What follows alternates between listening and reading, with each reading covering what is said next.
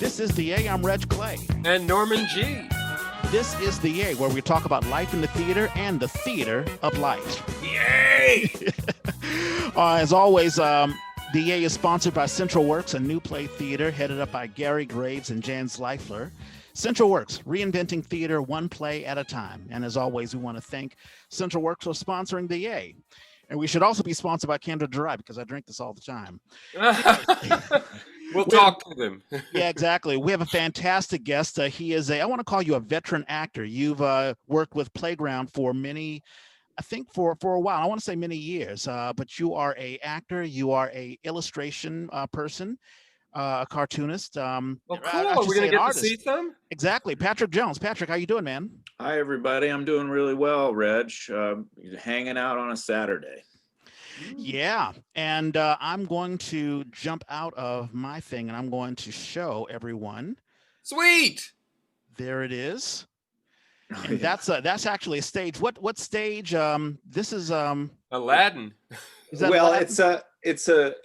It's actually a John Tracy play. So this is a set design I did. I used to, while I was working as an actor almost full time, I subsidized my career by working part-time at a high school in Marin County, Redwood High School. They brought me on as a guest teaching artist. A few other actors have worked there. I don't know if you know Elena Wright, but she works there part-time as well. She and I kind of worked at the same time there for about 8 years. So this is a set that I designed for a John Tracy play called Planet Z.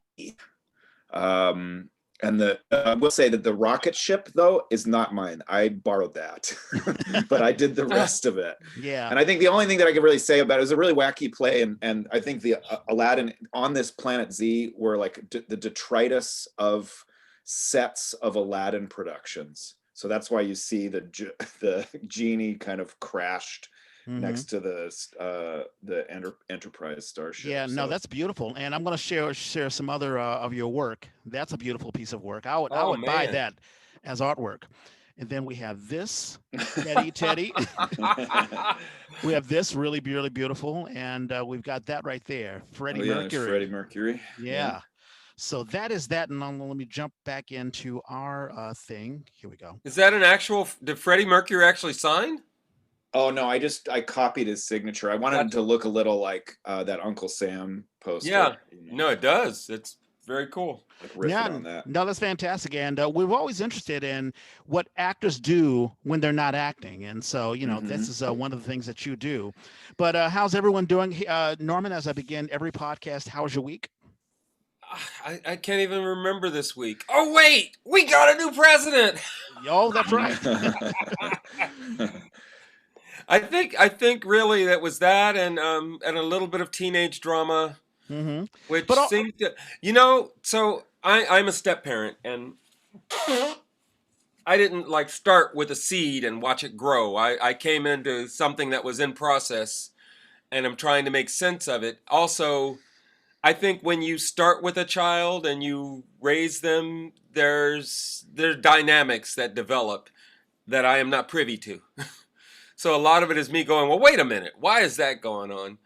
And the best thing that I've found, the most helpful perspective I've found on it is to remember when I was that age, what did I do? What were the rules for me? What did I like and what didn't I like?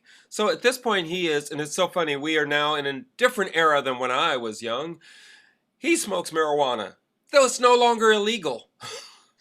So when he smoked too much marijuana and ended up in the hospital. Oh no. There was no worry about saying, oh, we can't tell them because, it's like no big deal. You tell it and the doctors shrug and they say, well, let's check your blood pressure. And, it was interesting. So yeah, that's colored my week more than anything. Yeah. And you had a wonderful anniversary, your 5th anniversary that you, that's why you weren't. That's how you spent your last weekend. Yeah, Saturday. Sunday was our anniversary. So Saturday night we went to the Claremont, which is where we spent our wedding night. Oh, nice! I love that place. It was. I've always been fascinated with it from the outside. Inside, it basically just looks like a hotel. Yeah, but I like that. But I had other plans, and COVID canceled those plans. About a month or so ago, I got a call saying, "We're canceling your reservations." I'm like, Oh, okay. So I'm glad the Claremont was available. Being able to go there and set it up, we had been given that as a wedding present, and we were in a deluxe suite, deluxe Bayview suite. So as I'm trying to set this up, the guys were talking prices, and I said, "Well, last time we were in this, I didn't know what it was. I just said, last time, I wonder if that was available." And he tells me it's the deluxe Bayview suite, and it's almost twice as much money as I'm about to spend. And I'm like, okay, we're not going to do that. Well, when we get there, because I said it was my anniversary, they had upgraded us to the deluxe Bayview suite. Awesome. Now Yeah. that was a wedding gift all by itself. That was wonderful. So yeah, no, it's weird to think 5 years. It feels longer than that, and yet it doesn't feel like it's been anything. Patrick, how long have you been married? 5.5 actually. Woo! So we're in our 6th year, and we're very happy.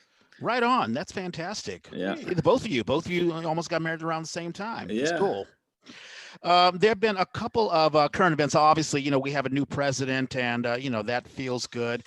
I've been fascinated. So Anthony Fauci, okay, so he gave his a press conference briefing thing in the Biden era, and boy, he was smiling from ear to ear. And Right. of course, it's still stark. The COVID is still. I think we've had like 400,000 deaths in America, and the vaccine rollout is getting slow, and there's a bit of misinformation. But what I found fascinating, so there was an article about Dr. Blix. Remember the woman who Yeah. yeah. So, she had an article where she was saying, well, listen, I wanted to leave. I wanted to leave the Trump administration. I wanted to speak out.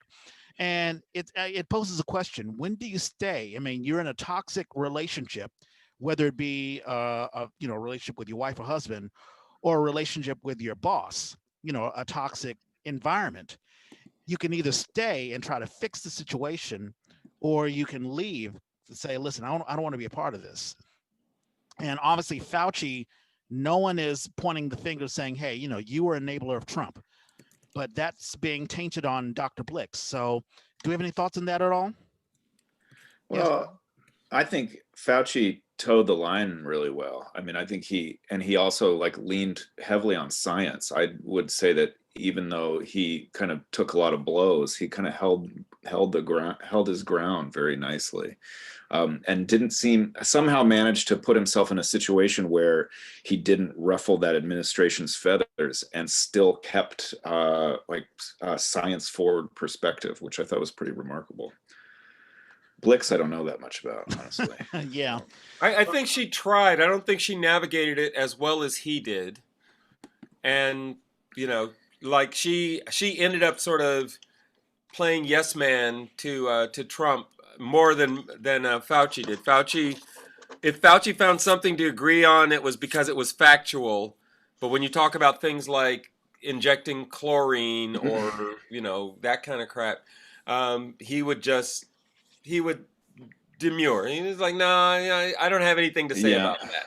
Yeah, man. I imagine. Well, there were all these press conferences where go ahead. he's like biting his tongue. You can like see like one after another where Trump is going on and on and on, and Fauci's like Right. in the corner. You could see him The one where he where he just like sits there. holding. Right. Yeah. And then Fauci, to his credit, would go on other sites like CNN and other news media to try to listen. Let me tell you what the science is, and let me tell you how I feel about it. And that's when Trump's starting to dump on Fauci. But to his credit, I was looking at there's a news anchor, Shepard Smith, who is a former Fox host. He's now on CNBC. And he did an interview on CNN basically saying, well, how do you feel? You were the one who gave the truth to the news instead of, just towing the line for Trump. But also you stayed with Fox for a long time. And Shepard sort of had to defend himself saying, listen, I wanted to stay to give, a counterbalance to what's going on. And, I am fascinated by the question of, how long do you stay in a toxic environment and try to change it? Or when do you say, listen, I really just need to go? So that's what we're going to see now. We're going to see how, and I got to say, we're going to see how petty we can get. because on the one hand, you can't just let all of that go without some, some consequence, but we just can't, every little person. On the other hand, I think their resumes should all have an asterisk saying, you were on the Trump train. Yep, that's exactly right. And a lot of those folks are having issues getting new jobs, especially if they stayed on for the last minute. Representative Andy Harris, have you guys heard about him? This is a representative. He's a guy from Maryland. He tried to bring a gun into the Capitol. He's a member of the U.S. House of Representatives. Yes. And Alexandria Ocasio-Cortez, she just went ballistic. She was like, listen, he needs to be thrown out of Congress.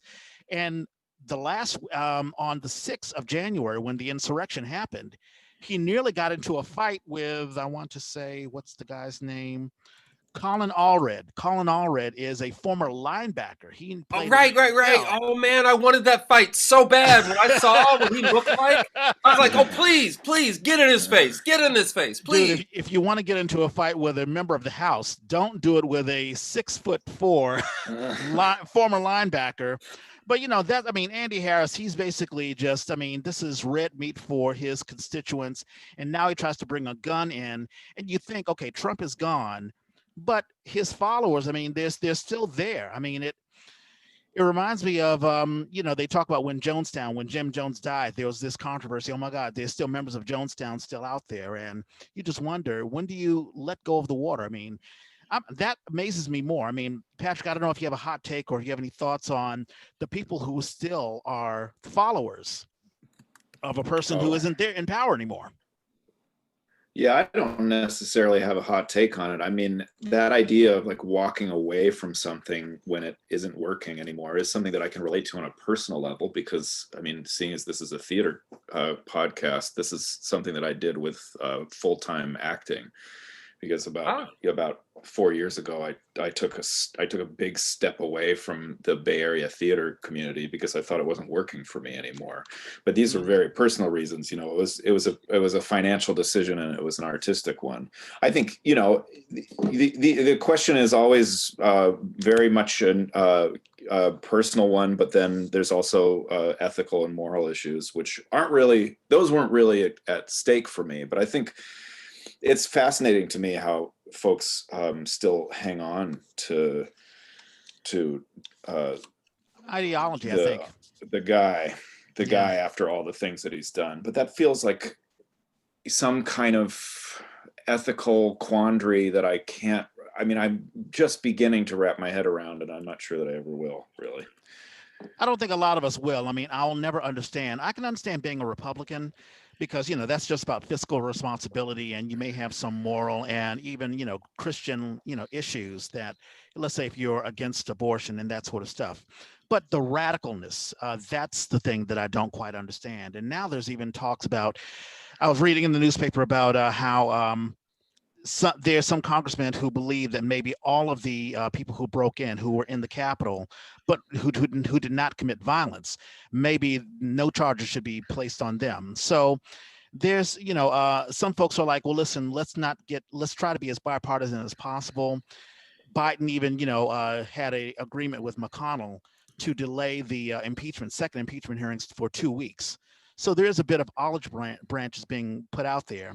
Well, but is that going to happen? Because isn't the rule, once the House turns it over to the Senate, that they have a deadline? They have to get it done. Yeah, but a deal can be made, and I think a deal is probably being made. But ideology, everyone has an ideology, whether it be theatrical ideology. Some people are like, this is real theater, or that's real theater. Everyone is tied to their ideology, whether you can let go of the ideology or not. That will dictate.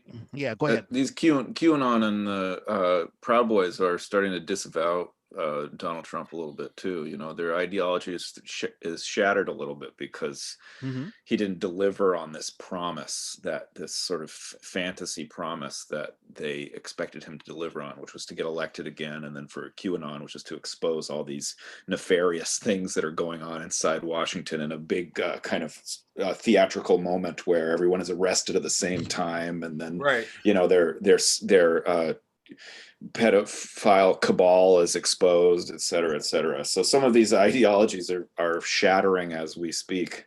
Yeah, I think. and that's why I use the analogy of Jim Jones and, like the false prophet. You believed in someone who was clearly lying to you, and now you have to come to grips, come to Jesus moment that. Well, yeah, I mean, he was it's like a cult of personality, right? I mean, in some ways I feel like this is something that I do feel like I start to understand, is this idea of the strong man as the protector, and how that functions in all sorts of tiers of American society, whether it's the strong man at home who doesn't share his feelings and bosses everybody around, or the strong man at the job, or the strong man who coaches the team, or like this is a place where we still look. Yeah, it's like the John Wayne mentality. Yeah. Did you ever, I mean, Norman, do you have individuals who buy into that? Buy into the John Wayne mentality? Like, to be a man, you got to, don't show your emotions. And Lordy, this is such a different conversation. Yeah, I mean, I think what I like is we have a certain kind of reset that seems to be happening. Some very smart people are reminding us these are things we were struggling with, even if it's something as simple as Keystone Pipeline, adding back to the White House website the Spanish language page. There are lots of things that we were already struggling with. And I feel like, sort of like with Reagan, where Reagan suddenly brought up the Cold War again, suddenly Russia, and we were fighting with Russia where we hadn't been. I feel like Trump has brought us all this sort of thing, exactly this macho sort of mentality about what it means to be an American and a citizen. And I'm like, well, there are women that are citizens. They're not macho. Yeah. But that doesn't mean they shouldn't have rights and et cetera, et cetera. So I see where there was an appeal to that. I'm hoping that we can relatively quickly reset to remember the things that are important. And I'm loving this new press secretary. Somebody hit her with, that Biden wasn't taking care of. He talked about unity, but he's not taking care of things that are important to the Republicans. And she said, the Republicans don't care about dealing with hunger in America. The Republicans aren't interested in getting COVID relief moving quickly. Yeah, I love that answer. Yeah, you're absolutely right. And yeah, I mean, to put a button on it, because we want to get into an origin story with Patrick, but yeah, you're right. I mean, ideologies, I mean, it's, especially when it gets into politics, if you have a policy that benefits all Americans, then it's hard to go against that. I mean, you have to sort of admit that you're sort of in the tank for somebody, that you're drinking the Kool-Aid, if you're not into something that benefits everyone. I mean, if you're against gay lesbian rights, then what are you really saying about yourself? I mean, who cares what Bill and Ted are doing in the bedroom? It's not Bill and Ted, they're not playing guitar. Your Fruit Loops are going to taste exactly the same. So why hate on that? So. But there you go. Okay, so let's get into an origin story. Sure. And you're sort of a world traveler. I'm looking at your so I mean, you're also a publisher, the Front Desk Guy. That's your book that you have, and people should get into that. You had a magazine, Dave's Awesome Time Machine. You've done all sorts of really cool things. How did you get involved in? I want to still say you're involved in theater. I mean, I am. Yeah. I just. What's your question, Rich? Well, an origin story. How did you first get involved in theater? Where were you born and raised? Well, I was born in Canada, but I grew up mostly in the Bay Area. So that's how we bounced around a little bit when I was a young man. We lived in Canada and in Atlanta, Georgia, and then we moved to the Bay Area. And my dad had a job working in Silicon Valley when personal computers were really new. So we were just kind of hanging out in the Bay Area from, I'd say, since I was like 7 years old till I graduated high school. But even then I lived in a bunch of different places. I lived in Los Altos and in Cupertino and in Marin County. Wow. Was your dad a part of like the home brew club? I always hear about the home brew club, these guys who are in garages building the... No, not quite. So, I mean, this is a total sidebar, but my dad worked for Olivetti. Olivetti was a really famous typewriter company. They were had the #1 typewriter company in the world. And then, so the assumption was, well, we make the best typewriters, so obviously we're going to make the best personal computers in the world when that became a thing. But they tanked, so they couldn't compete. So he worked for Olivetti for a while, and then he worked for a company called Island Graphics, which is kind of an Adobe competitor that also didn't make it. The story of like all the Silicon Valley companies that you've never heard of are because some other company beat them out or consumed their intellectual property, et cetera, et cetera. But he had a really nice career. So so most of my life I've spent in the Bay Area. I started doing theater when I was I want to say 11 was my first play. My brother was in a production of A Midsummer Night's Dream. I was like a baseball kid. I like to play baseball and like wrestle my friends and play video games and stuff. The idea of theater seemed crazy to me, but I went to see my brother in a production of Midsummer when he was 12 and I was 11, and he played a fairy, and he had one line. It was like one of Peas Blossom was like split into 1,000 different fairies, and he said one line. He said, "And with eglantine," which is about something about the little flower, the love and idleness flower that Puck finds. And he was in makeup and he had tights and the whole deal. And I went and saw this show, and I was like, I want it. I want some of that. Give me some of that. So then the next year I signed up to be in the summer theater program, and I never stopped. And I went to grad school for acting in Ohio, and then I lived in New York Western, for about right? I went to New York for about 5 years, decided that was a little too intense for me. And then I'd say I did the lion's share of my work as a theater maker in the Bay Area. So I still work here, but just kind of piecemeal, because at least for about 8 years I was, well, really, if you include New York, about 13 years I was working freelance trying to make my living as an actor. And I had to some success, but I just got burnt out. So I took a day job, and now I have my equity card and I still work, but I just decided I needed to kind of reset some things for myself. Curious, where'd you start when you landed in the Bay Area? Who'd you get to start with? Well, my very first job, and this is really, this is a real trip, because this just came around again in a way that I didn't suspect. I did a kids play at Marin Theater Company. It was a mashup of a bunch of Aesop's fables. Oh. And it was written by Steve Yockey, who is a really well-produced playwright in the Bay Area and in the country. Huh. Most of his plays are really intense, funny, but really dark and full of mythology and oftentimes gore and kind of dark. They go to dark places. But he wrote a couple kids plays, and my wife and I started watching the Flight Attendant on HBO, which is a new show that just came out. And Kelly Kuko is in that. Yeah, Steve Yockey is the creator and showrunner of that TV show. So wow. He went from writing children's plays for Marin Theater Company to being like a produced creator for HBO. So I was really impressed. I mean, he's a really talented guy, so I wasn't surprised to see that. But I was like, whoa, that's crazy. I was in kids' plays you wrote. Yeah, maybe you still have that connection. I don't know. Maybe you can get on the show. Who knows? Yeah, well, I mean, that's sort of such a different universe for me. But I'm just happy to see that he's doing well, because he's a really talented guy. What was your experience at Case Western? Well, they have this great master's program where they waive your tuition. So your tuition is waived, and they give you a stipend, and you come out with a equity card, and you get a New York showcase for a bunch of agents and whatnot. So I had a really good time there. They're connected to the nation's oldest regional theater, Cleveland Playhouse. Oh.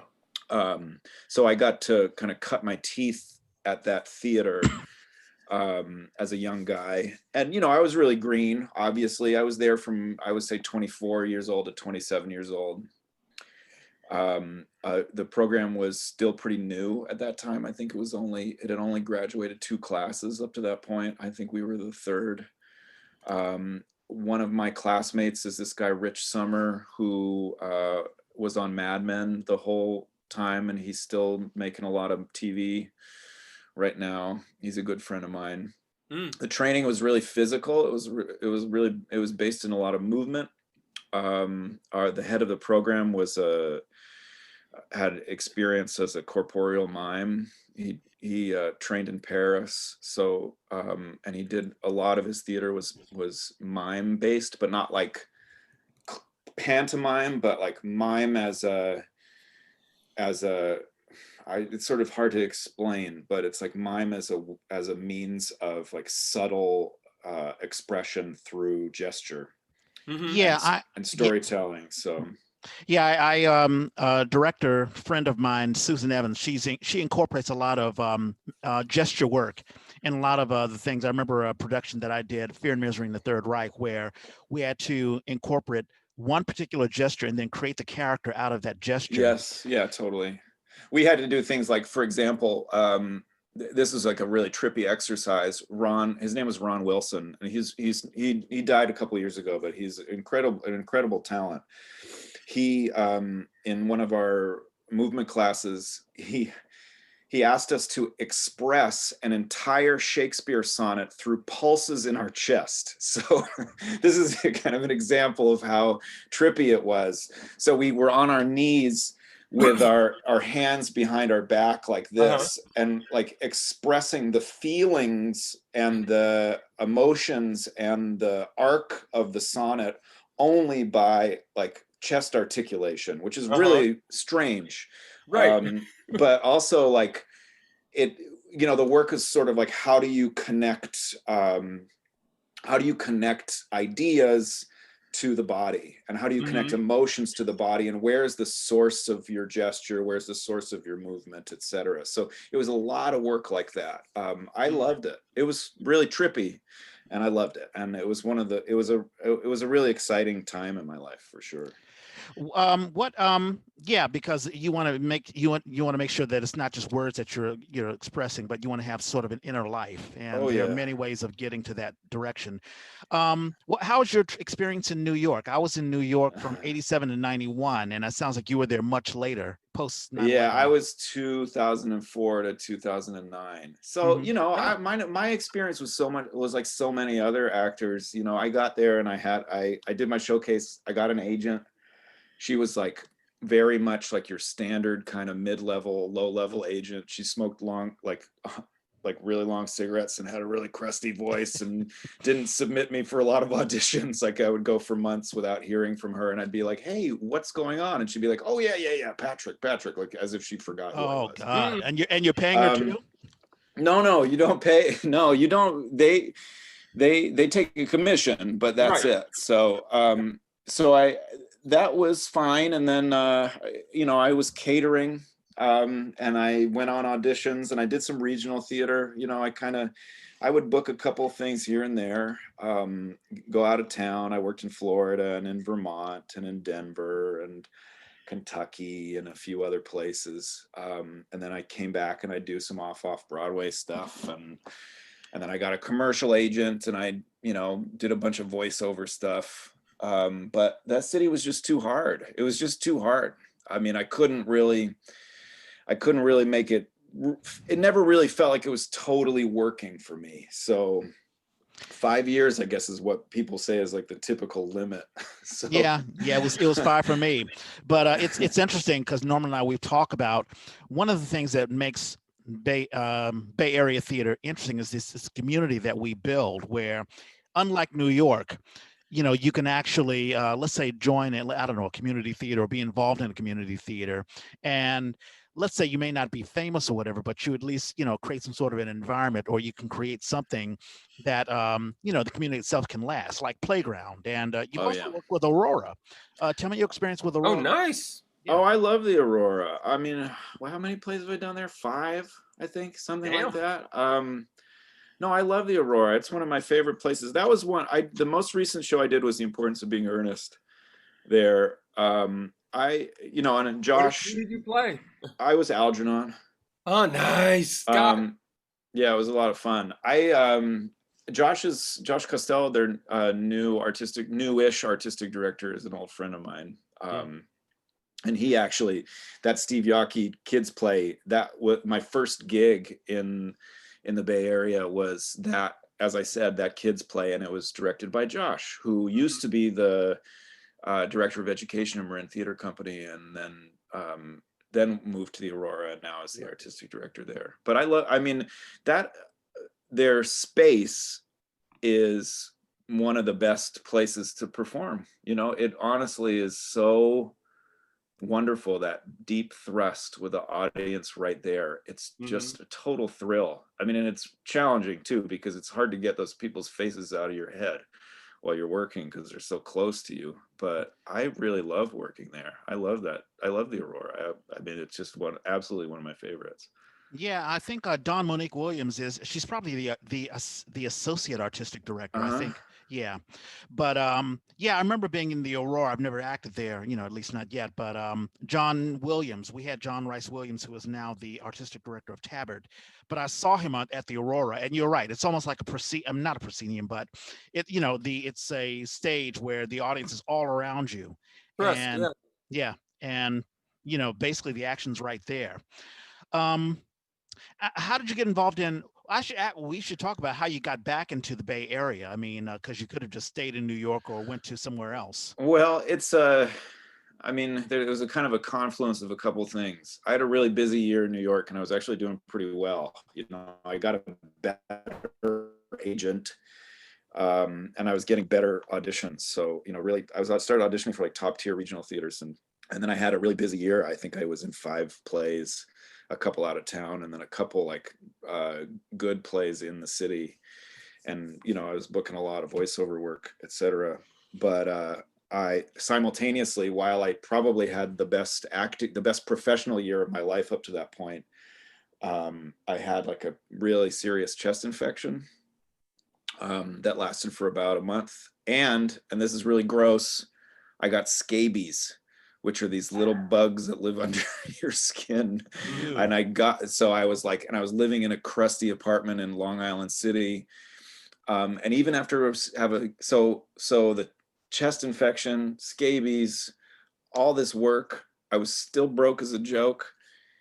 So I just couldn't really, I couldn't really parse it out. I was like, I'm working this hard and I'm getting my ass kicked by this city. And that was happening simultaneously while my dad in the Bay Area, he has Parkinson's disease. So he was about to get this thing called deep brain stimulation, which is this really invasive surgery where they put electrodes in your brain to help adjust, essentially like adjust the tremors. It's a successful surgery, but really intense. So I was like, okay, I just have to go home. I have to go home. I have to put a stop to this crazy life and get home, get close to my mom and dad for a little while, and kind of be there while all this stuff is going on. I mean, the good news is his surgery was a big success, and it like made his life significantly better for a while.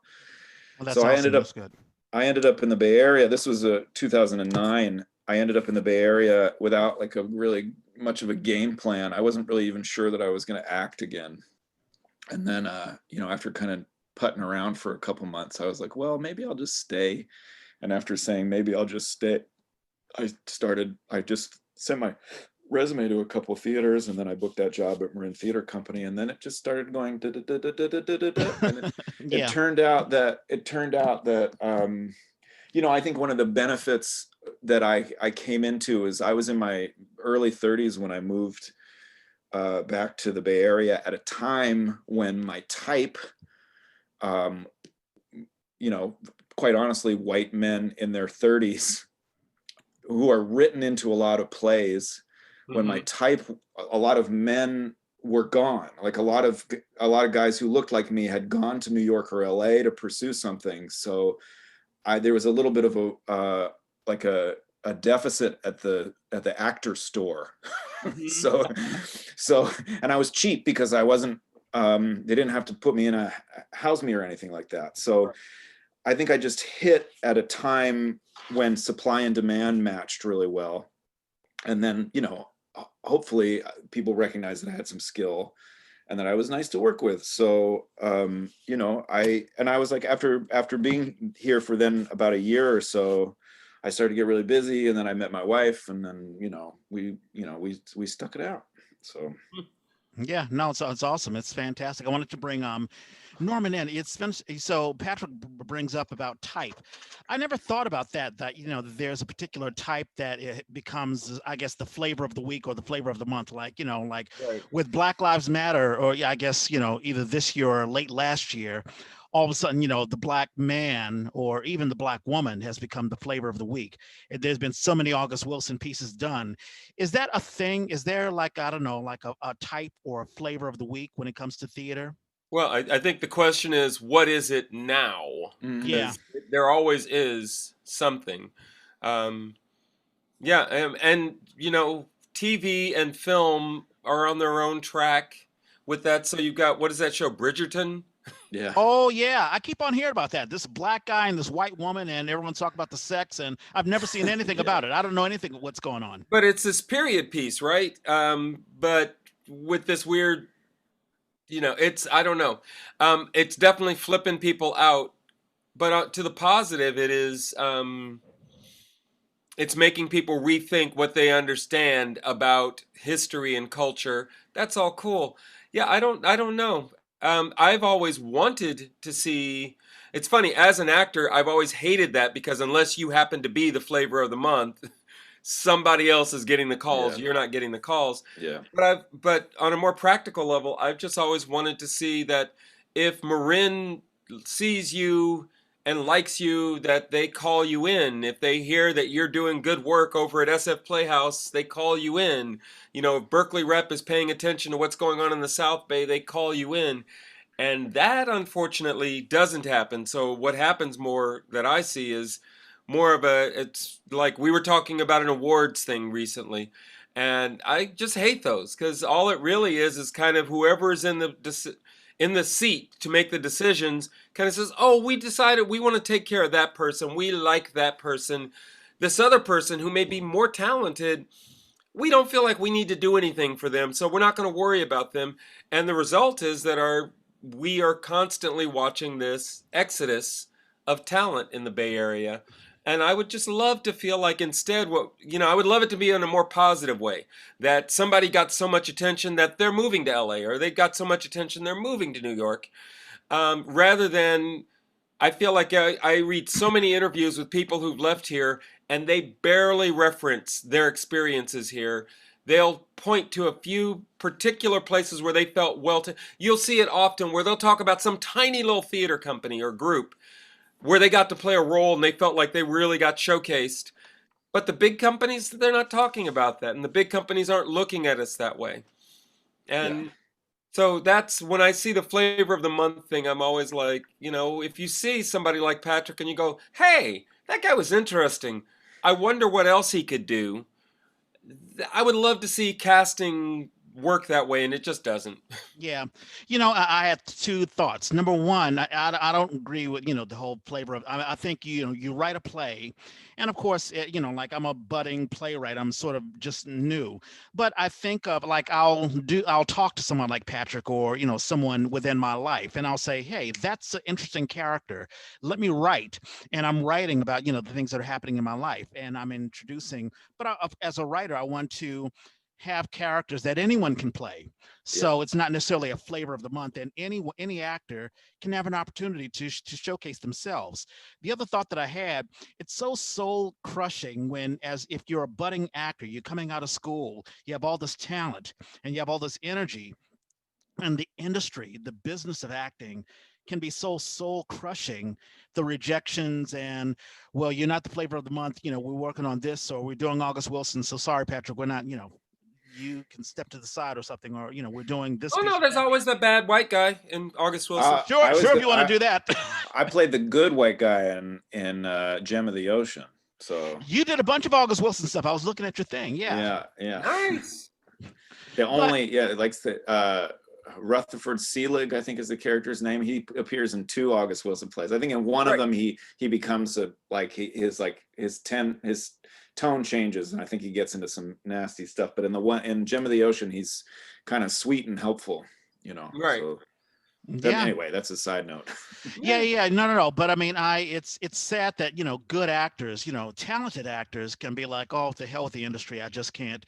And you don't see, there are plenty of folks who should be on the stage or should be in the movies, and we never see them. My situation was pretty good. I think all in all, the Bay Area, at least in terms of getting work and staying busy, it did really well by me. I was busy. I would do 4 or 5 plays a year. I did that for about 7 years. And I'd work at Theater Works and go to Marin, and then go to the Aurora and go to the Magic, and maybe work at a couple smaller stages, and and then I just kind of bounced around like that for a while. But the bigger issue for me was just, it was just an impossible financial problem, because these theaters were asking for 40, 45 hours a week of rehearsal time, but paying wages that were like, just squeaking by minimum wage, even the best ones. So I got to a point where, I wanted to make a dent on my student loans and save some money for retirement, and like start a nest egg with my wife. And it's no fault of the theaters, they just don't have the resources to pay that well. But I was just I felt like I became an actor who the Bay Area recognized as somebody that they wanted to keep, but didn't have the means to keep me, because they don't have enough money, while the cost of living is skyrocketing. Yeah, and that's a familiar trend with a lot of the actors, and it's unfortunate. Talk to me about your artistry, your drawings. I mean, when did you begin that? Oh yeah, so that's so while I've been an actor, I'm also a cartoonist and an illustrator, and that's something that's been going on my whole life. Did you have training for that? Well, I went to Humboldt State, and I went to I got a BA in art, but frankly, and I'm sorry, Humboldt, this was 20 plus years ago, that program sucked. So maybe it's gotten better, but at the time I didn't learn anything, and I got very little support. So I wouldn't say that I got really serious training. I mean, I kind of dabble. I took some classes here and there, but mostly it's a family tradition. My grandmother was an illustrator for a while. She worked for Disney for just a quick second. Wow. And that must have been the early days. I mean, very early. Like, right, it was at a time when women couldn't rise through the ranks, so she was relegated to being an inker. Oh. So she inked cells for a while, and then I think it only like 6 months, and then she, I think fairly soon after she got married, and her life changed, and she left Disney behind. Right. And then my dad also is a painter and a cartoonist. Never a sometime professional painter in the later years of his life. But never really went full bore with it. And then I've been cartooning and drawing since I was a kid. And now, just after, because of the real thing is, after taking a day job and putting theater on the back burner, I've allowed drawing to sort of come to the front burner a little bit, because I can manage it much more easily than I can a theater schedule. Obviously, I can draw anytime I want, and I can sketch and doodle anytime I want, anywhere, really. I don't need permission to make anything. I can just get started with stuff. So yeah, recently I wrote a book, an illustrated journal, and it's for sale on my website if anybody wants it. It's about my day job. It's very silly and sweet. Yeah, the front desk guy, and we'll put a link to your website so that people can. So what I did for an entire semester of work is I wrote a journal entry, and I illustrated it. I added a cartoon or an illustration to the journal entry, and it's just sort of about the the strangeness of being a middle schooler and me being a middle-aged man working with middle schoolers, and just sort of how how bizarre it is to be in these positions in our lives where we feel like we're the kind of in-betweeners, you know. Right. Like I'm sort of in this, it feels like being in a sort of waiting room a little bit. So I wrote a journal entry every day for the entire semester of the spring 2000 semester. So it's about 100 pages. I printed it myself, and I've passed some around. I've got some good feedback on it. Is it on Amazon? No, not yet. So what I did is I just printed out a handful myself through a small company. But while I've done that, I've also sent a PDF to some writer friends of mine, and I'm still kind of shopping it around to Great. see if maybe something might happen. I have some leads, and I've had some really positive feedback. So it might turn into something, but it might just be if it doesn't, that's totally okay, because it was a great experience. And then I also have a comic zine that I made about a kid who builds a time machine and is surprised to find out it works. Yeah, Dave's Awesome Time Machine. That's yeah, cool. And that's for sale right now at Silver Sprocket, which is a comic book store in the Mission. They also are a publishing house. So where's that? It's on Valencia between 21st and 22nd. So they're really nice. They'll publish, they'll sell local cartoonist stuff, right, as a way to like support the local community, etc. So they're currently selling 2 of my little comics. I mean, they're really quick reads. They're like the kid spoiler alert, the kid builds a time machine, shows up in a funny place, goes on a little adventure, and then dies. Oh, the kid dies. Okay. And then he just regenerates. So then he regenerates, comes out of the time machine, and he's like, whoa, where am I now? So he just regenerates and regenerates and regenerates. I've only done 2 volumes, but I intend to do a bunch more. Well, I'm glad he pops back up. Yeah, he's like a video game character. You know, he get like some one of them that I wrote, he appears in Renaissance Italy. He meets Leonardo da Vinci. Leonardo da Vinci's like, oh, David. And he's like, come with me. And they go on this journey through Florence. They run around through Florence. And then he goes up into Leonardo da Vinci's office, his like studio. And Leonardo's like, look, I built a time machine for you, David. And then David gets distracted, tries one of Leonardo da Vinci's like one of his flying machines, and Leo's like, wait, it's not ready, and then he flies it out over Florence, and then it collapses, and he gets impaled on one of Florence's towers. But of course, it's like he wakes back up in, I don't know, in home or at his time machine. Yeah. Got it. Well, I have and that just happens. You know, I have an idea for like 3 or 4 more volumes where he iterates, and then but the last volume there might be a twist. I don't know, but nice. So yeah, this has been taking up a lot of my time. And then this is another fun thing. If anybody's, for anybody who's listening, if you want to see, I've been involved in this challenge on Instagram, where I draw a caricature every day for the month of January. So today's is Frances McDormand. And here, let's see if I can, you probably can't see.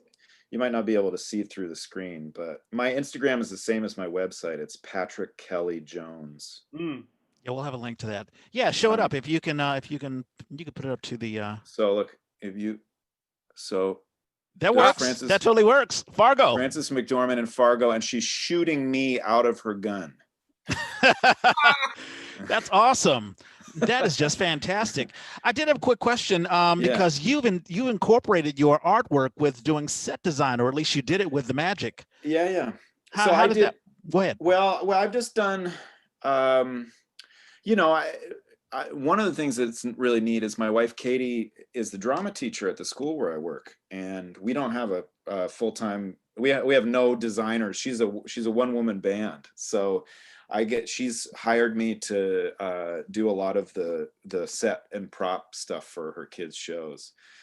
So I've done, and you can see some on my website. I've done 3 or 4 for her.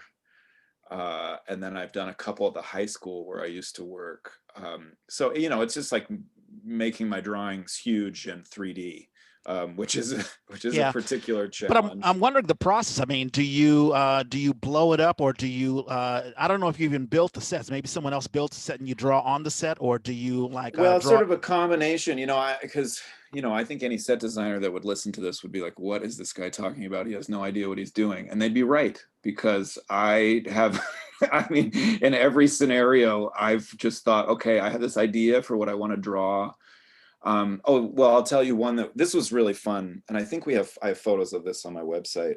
My wife, Katie, directed a kid's production of The Hobbit, right? And the thinking with The Hobbit was that she would use this device where the kids are actually in a Dungeons and Dragons club, and their club leader isn't there for whatever reason. He sends a message and he's like, hey, I'm sick, I have this sub coming in to lead our club. And the sub who comes in is Gandalf, and Gandalf then takes the kids into Hobbit land, and they become the characters of The Hobbit, so on and so forth. So it's like a D&D Hobbit. So the set was a D&D game board that they were walking around on, and then behind them, cool. Yeah, behind them was one of Tolkien's original map drawings of the Lonely Mountain and Smog and all that stuff. And then I hung D&D like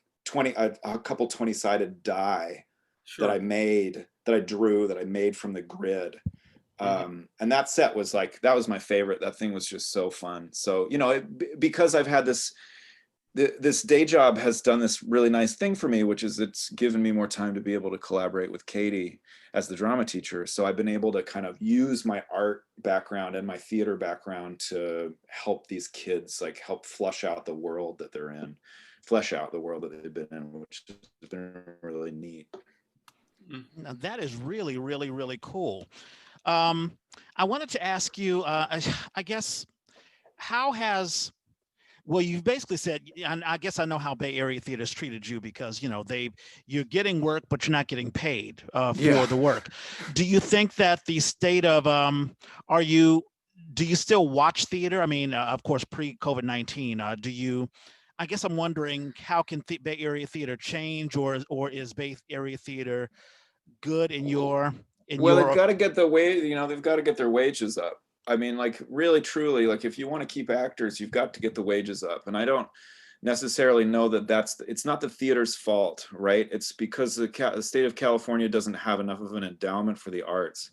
And we don't have enough taxpayer money going into institutions. I mean, I think what really needs to happen is theater makers need to lobby Sacramento.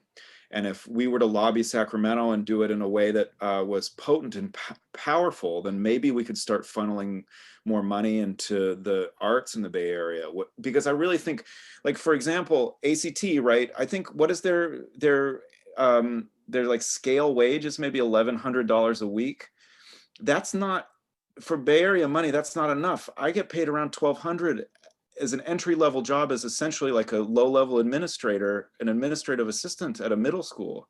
So ACT, which is expecting, and they have the highest wage of all the theaters in the Bay Area. I mean, Marin Theater Company pays like $650, and they ask you to work 45 hours a week. And then they ask you to do 9 shows a week. I just don't, in my mind, I'm like, how in the world can that be even like reasonably okay? I think all these theaters that want to call you for 30 or 40 hours a week to rehearse or more, their wages need to go way up. And I just don't think that the resources are here unless the city, it's the county, the city, the state starts to rethink how they collect dollars for the arts in the state of California, because the Silicon Valley's not giving money to these theaters either. So they need, and if you want to keep actors and ask them to be professionals and work at a professional scale, then and make that time commitment. Those wages have got to go way up. Like, everybody's got to be paying $1,000 a week, you know, like, and you know, I know people would be like, what, $1,000 a week? I'm like, the like median wage for entry-level positions, salaried positions in the Bay Area is 40, 50, $60,000 and up.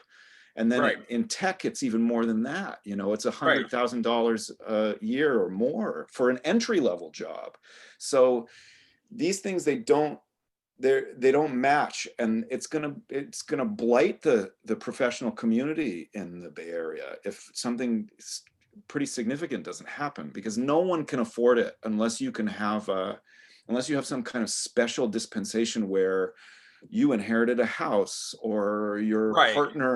Your partner partner's a lawyer. yeah, your partner's bankrolling you. Like, for the rest of us who want to engage in this thing full time, and when the theaters are asking you to engage in it full time, there needs to be some kind of restructuring. Otherwise, it's going to turn into, and look, simultaneously, I got nothing, there's nothing wrong with doing amateur stuff or doing things for just a stipend.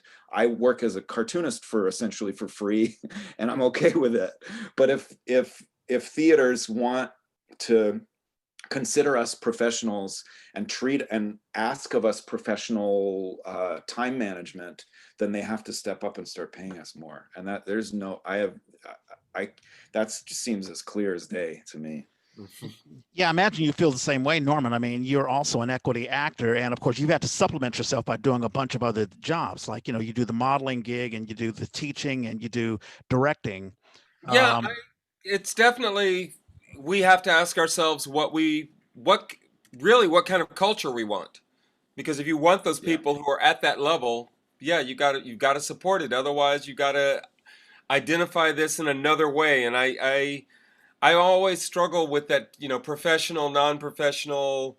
But bottom line, if you're not making enough money to live, then I don't. You can call yourself professional, but you're doing something else in order to pay your bills. So it's a weird identity. I don't know, and it's one of those places where rather than feeling like everything needs to change that way, it becomes an asset to your community if your community makes that commitment. Yeah. Like Chicago theater is known for having a strong sense of community. People go to see each other's shows. That's part of what it is to be in that community. So if we had a community where we knew there were theaters and our community supported the theaters, so there was some more money there for people, it'd be great. Yeah. yeah, and it often, I guess it makes me wonder, how much do we as a community value theater? I mean, obviously, theater companies, someone comes together and says, "Hey, let's do a theater company," and they don't have that much money. They have this dream. Well, people will come, and somehow the revenue will just magically come, and then we can put more money into it. And a lot of times, it just doesn't happen. Or as you were saying, Patrick, Sacramento, or let's say, Washington, they don't fund the arts. Usually when it comes to cutting funds, arts is the first thing that's cut. The first, Yeah. yeah. Yeah. And then, companies have to, just scrounge around and get grants and stuff like that. I had thought that the corporate world, especially here in the Bay Area, where you have so many Silicon Valley and a lot of these tech companies, would take their extra money and fund, but it hasn't really happened that way. As a matter of fact, they're leaving. Well, COVID, Yeah. it's been neat for COVID that they have thrown some money to the art community. Some. Yeah. Yeah, but not enough. And we've hit the 1 hour mark, but I want to give you one last button, Patrick. Where do you see yourself in, I don't know, 5 or 10 or some odd years? I didn't even ask. Are you and your wife, do you have any kids? No, no, we're eager to have kids, but we haven't struck gold yet. Yeah, not yet, not yet. But But we're trying. There are yeah. ways you can make that happen. Yeah. But where do you see, or where the two of you see of yourself? I mean, do you see yourself leaving the Bay Area? Have you found a community here? You may have to stay there to take care of your parents. Yeah, You mentioned your dad. Go ahead. yeah, that's a real hot button issue for us, Reg. We don't know. I mean, we love it here. We get a lot out of being in the Bay Area, but for example, we have a 2-bedroom apartment. We don't have a washer and dryer. We don't have a dishwasher. We'd love to have a yard, like we'd love to be able to, like, we'd love to have a mortgage that we could afford with our artsy fartsy lives. So we think about other places a lot, and we occasionally like dig into it, but simultaneously we're not really in a position to move, especially right now. And I am a fourth generation Californian. I am bonded to this state, and it helped me make myself who I am. I mean, I think I come from a long line of artistic, outdoorsy, intellectual, piratey, fun-loving, sensitive, tender, tough people. And I think if we were to leave California, I would be a little bit gutted. But I also am trying to be pragmatic about all these things. I want to be, both my wife and I want to put our hopeful future family in a position where we can thrive. So currently the Bay Area is a pretty challenging place to thrive according to the standards that we have for our lives. So we don't know right now with COVID and with our jobs, we're just going year to year or even like month to month with our decision making. And then we're going to see what happens next. I mean, our intention is to sign our contracts at our current job and go into another year. But we're also, while that's happening, we're looking around. I mean, I figure our story is the same as like hundreds of thousands of people in the Bay Area right now who live like we do, who are like trying to make something happen for themselves, Yeah, I sort of, yeah, you're absolutely right. There's so many. I mean, there are lots of theater friends of mine who have left. There's a Philippine friend of mine, and she and her family left to go to, I think, Seattle, Washington. And her daughter basically says, "Mommy, are we gypsies?" Because they kept on moving around.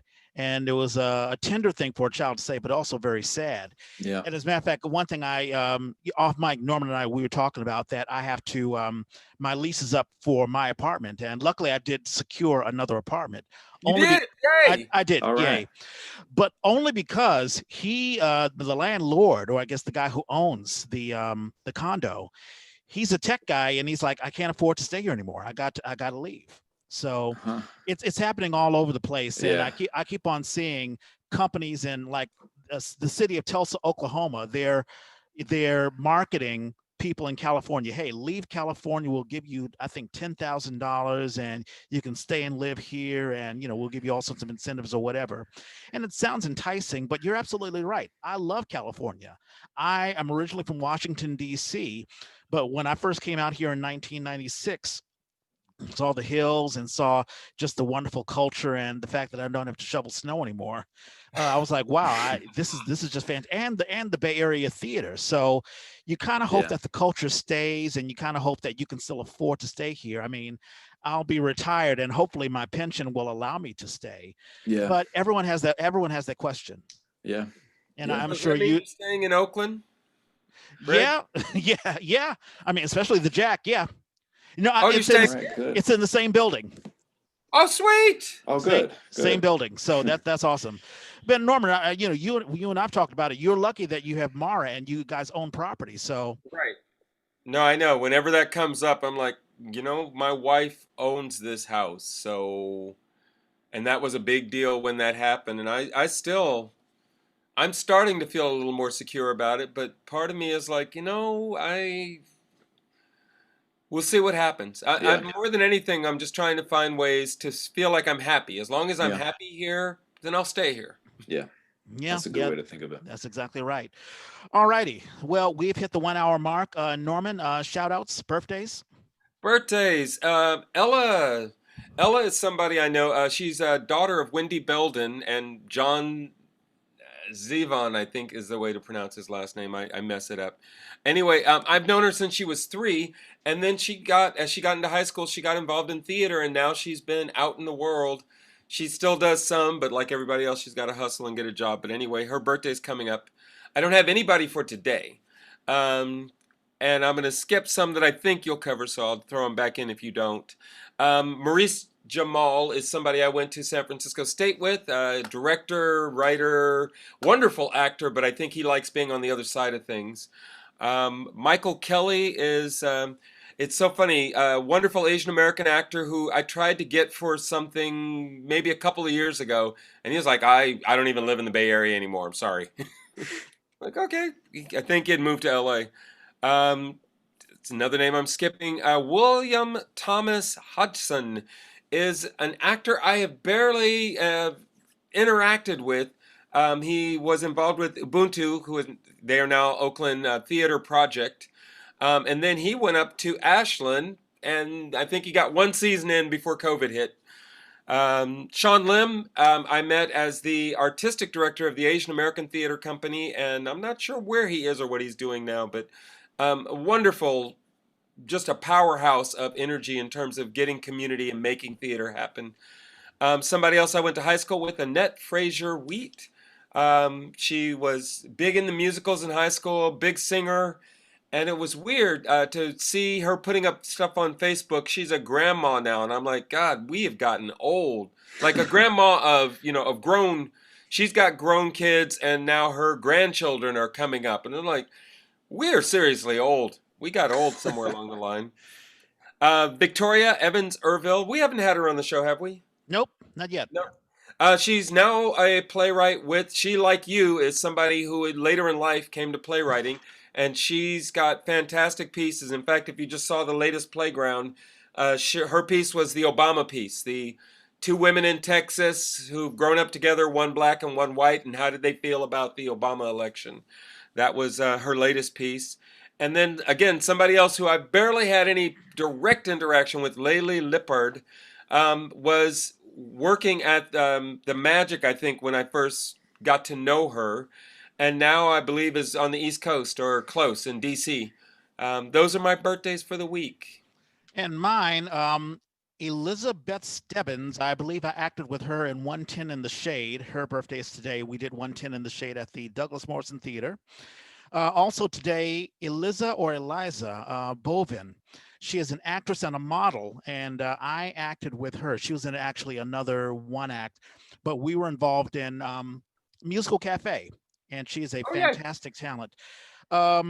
Also, I know you saved me some. Tomorrow, Catherine Heck, she's a older actor. We also acted, we shared the stage we did 110 in the Shade. Her birthday's tomorrow. Monday, I'm surprised you didn't mention him, or maybe you saved him for me. Danny Boy Hall, you brought him on. Yeah. He was I think he did lights for you guys, or he did tech for you guys when you guys did the Shakespeare outside. Yeah, he was our lighting guy, and a younger guy who just is already working, like that's his full-time gig, but that means he works everywhere doing all kinds of things. Theater is almost off to the side for him. Yeah. So his birthday is on Monday. On Tuesday, my brother Andre he'll celebrate his birthday. Fantastic keyboardist. I got to just display some of his songs, but he is just amazing. Wednesday, Corinne's husband, John Ritchie, I know you were saving that. He is the co-owner of Plethos. His birthday is on Wednesday. And once again, a reminder, so on the month of February, the EA will be dedicating all of our episodes for couples who met in theater. And we should probably bring you on, Patrick, because I'm sure did you meet your wife in theater? Yeah. Well, our first date, I went and saw her in a play at Bay Area Children's Theater. Yeah. she must have gave an amazing performance. She did, yeah. That's awesome. No, that's fantastic. So we have 4 couples each Saturday, each February. We'll be telling about life and love in theater. So in any case, on Thursday, Jim Letchworth. I don't think I've ever acted. I don't think I've ever met him, but I keep on seeing him on these boards on Facebook. But I'm sure he's active in theater, and his birthday is on Thursday. On Friday, I'm sure you saved that for me. Terrence Smith, his birthday. Yep. He is a gifted young Black actor, and he's really been working it. I've acted with him. We did Civil War Christmas. And he did All the Way with Kim Donovan. That was at the CCCT. And he's done a bunch of other things. Right. We did, was it Jim of the Ocean, or was it the other one? That's right. It was Jim of the Ocean. Yeah. Yeah, the Zoom thing. Yeah, he was, I forgot about that. Yeah, no. Are you done? Because David Diggs, is somebody that we need to acknowledge. His birthday is this week. Yep, I did not have him, but one other person is Alex Murphy, and he and I acted together. We did Grey Gardens, and he played Joe Kennedy Jr. So that's it. Those are birthdays I have. Patrick, any shout outs you have? Any birthdays or shows coming up? No, I don't. All is quiet over here. I don't really have anything to shout out. Okay. How about you doing anything playground wise? No, Norman, go ahead. I'm doing a workshop of a play tomorrow, which is just a private thing for some playwrights. Okay. It's a playwright named Lisa Mammal. I know her through this playwriting workshop run by a fellow named Will Dunn, who's been doing this he's been working for about, I don't know, in the Bay Area for 20 years. He's a Chicago playwright, and he has this kind of a small group of playwrights that he works with. She's one of them. So I'm going to workshop a new play of hers. And then this is, I shouldn't even say this because this is one of those situations where I haven't necessarily booked the thing, but I'm so like, my fingers are like double crossed.